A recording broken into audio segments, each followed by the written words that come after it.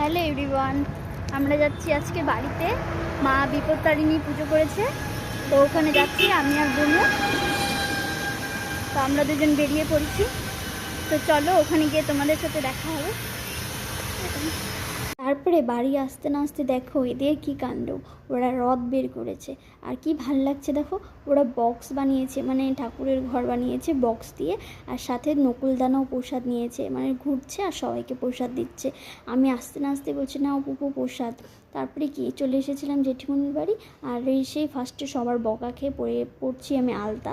আর আমি না আলতা অতটা পরতে ভালোবাসি না, সবাই আলতা পরতে ভালোবাসে, কেন জানি না আমার অত আলতা পরতে ভালো লাগে না।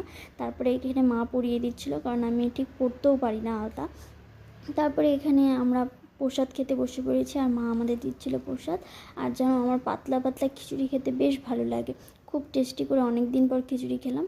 তারপর বাড়িতে এসে আবার একটা কাকিমণির বাড়িতে গিয়েছিলাম। তারপর ওখানে গিয়ে যে আমাকে তেল সিঁদুর আর পান বাতাসা দিয়েছিল, আর এটা আমার বেশ প্রথম, তো খুব ভালো লাগছিলো। তারপরে কি ফল প্রসাদ খেয়ে বাড়ি চলে আসলাম। ভালো লাগলে লাইক কমেন্ট, টাটা।